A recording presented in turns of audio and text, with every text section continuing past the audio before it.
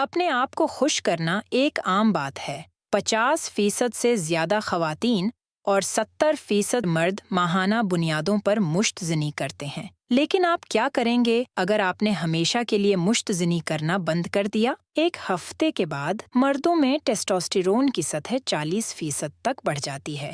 یہ وہی ہے جو 2003 کے ریسرچ میں پتہ چلا تھا، جس نے دنیا بھر کے میڈیا کی توجہ حاصل کی اور جزوی طور پر نو فیپ کمیونٹی میں بدل گئی۔ مشت زنی کے لیے فیپنگ بولنا مشہور ہو گیا۔ نو فیپ تحریک کے حامی بھی بہتر حوصلہ افزائی، خود اعتمادی اور خوشی کے جذبات کے ساتھ بہتر جنسی کارکردگی اور سپرم کے اعلیٰ معیار کا دعویٰ کرتے ہیں۔ لیکن یہ تمام دعوے کتنے درست ہیں؟ زیادہ تر میڈیا نے جس چیز کا ذکر نہیں کیا وہ یہ ہے کہ جب مطالعہ میں ٹیسٹوسٹیرون میں اضافہ دیکھا گیا تھا تو یہ بغیر کسی وضاحت کے 8 دن کے معمول کی سطح پر واپس چلا گیا تھا۔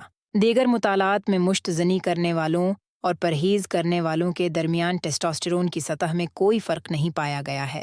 یہ چیز ظاہر کرتی ہے کہ دیگر تبدیلیاں جیسے خوراک اور ورزش کو تبدیل کرنا، جو ٹیسٹوسٹیرون کو بھی متاثر کرتے ہیں، ان لوگوں میں پائی جانے والی کسی بھی تبدیلی کا زیادہ امکان وہ بھی ہو سکتا ہے۔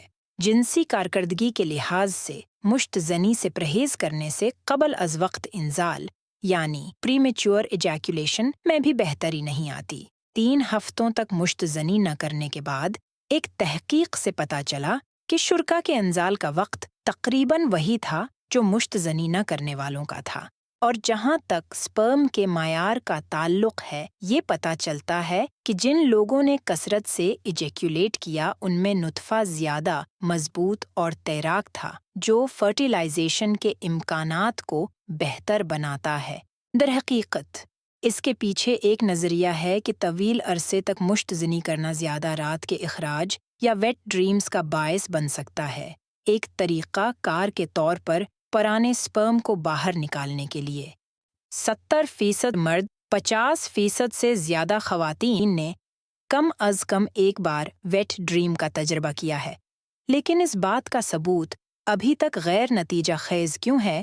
کیونکہ لوگوں کی نیند میں آرگزم کا مطالعہ کرنے کی عجیب نوعیت کے پیش نظر بہت سارے مطالعات نہیں ہوئے ہیں۔ اس کے علاوہ مردوں کے لیے جب نطفے کا انزال نہیں ہوتا ہے تو اسے روکا جاتا ہے اور غذائی اجزاء کو جسم کے اندر دوبارہ ری سائیکل کیا جاتا ہے۔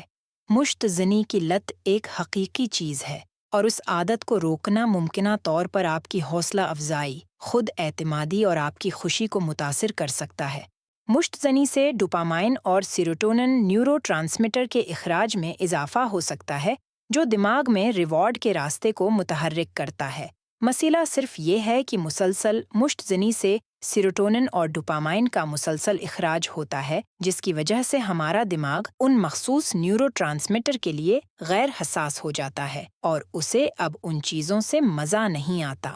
اس کے بعد ہمارے دماغ کو معمول کی خوشی اور مزہ حاصل کرنے کے لیے ڈوپامائن اور سیروٹونن کی اعلیٰ سطح کی ضرورت ہوتی ہے۔ اس لیے اگر آپ مشت زنی کو روک دیتے ہیں اور حد سے تجاوز نہیں کرتے تو آپ دماغ کو دوبارہ ڈوپامائن اور سیروٹونن کے لیے حساس ہونے دیتے ہیں۔ لیکن مشت زنی کے پیچھے سائنس سے پتہ چلتا ہے کہ یہ نیند کو بہتر بنا سکتی ہے، تناؤ اور درد کو کم کر سکتی ہے اور آپ کے امیونٹی سسٹم کو بہتر بناتی ہے۔ اس کے ساتھ ساتھ بہت سے دوسرے صحت کے فوائد بھی ہیں۔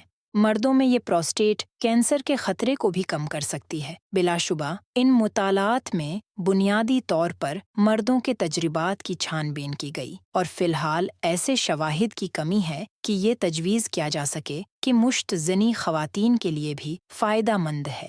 لہٰذا اگر آپ ذاتی وجوہات کی بنا پر مشت زنی کو روکنا چاہتے ہیں تو آپ کر سکتے ہیں۔ کچھ لوگ کہتے ہیں کہ اس کو روکنے سے ان کی زندگیوں میں بہتری آئی، لیکن زیادہ تر کے لیے اعتدال میں مشت زنی ایک صحت مند سرگرمی ہے جس میں کچھ حقیقی سائنسی فوائد ہیں۔ اگر آپ مشت زنی کے صحت مند اثرات کے بارے میں مزید جاننا چاہتے ہیں تو ہم نے اس پر ایک ویڈیو اپلوڈ کر رکھی ہے جس میں مشت زنی کے بارے میں ایک سائنسی بحث کی گئی ہے۔